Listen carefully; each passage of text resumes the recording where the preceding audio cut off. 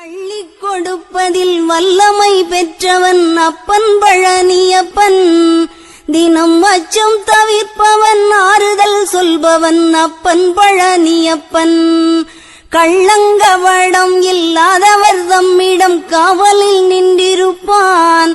அங்கு கால்நடையாய் வரும் மானிட ஜாதியை கண்டு கழித்திருப்பான்.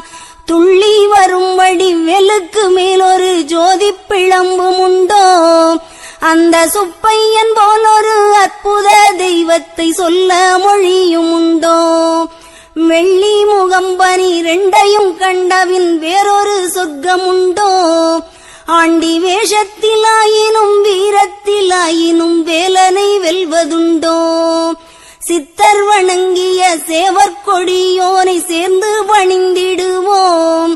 அந்த சிக்கலிலாயினும் செந்திலாயினும் சென்று பணிந்திடுவோம். பக்தருக்கென்றே திறந்திருக்கும் தென் பழனியை கண்டுகொள்வோம். அங்கு பாலாபிஷேகமும் தேனாபிஷேகமும் செய்து பணிந்திடுவோம். செட்டி முருகன் எனும் பெயர் பெற்றவன் தண்டாயுதம் அல்லவா? அந்த சித்திரவள்ளியும் ஜாடையில் மற்றொரு செட்டி மகள் அல்லவா?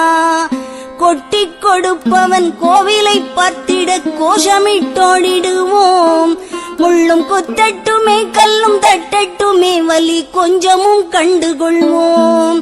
6 60 ஆன 20 ஆடி நடந்து செல்வோம். சில ஆனந்த பாடல்கள் வேலனை பாடட்டும் அன்புடன் ஊர்ந்து செல்வோம். ஊர்கள் நேரட்டும் உமையவள் மைந்தனை உச்சத்தில் வைத்திருப்போம். கையில் உள்ளதை என்னவன் கோவிலுக்கே தந்து மிச்சத்தில் வாழ்ந்திருப்போம்.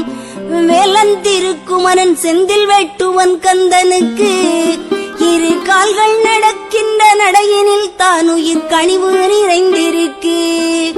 காலம் வழிவிடும் கச்சிதமாய் சென்றவன் கால்களிலே விழுவோம். அவன் கால்களிலே விழ கால்கள் நடக்கட்டும் காவிரி போல் வளர்வோம்.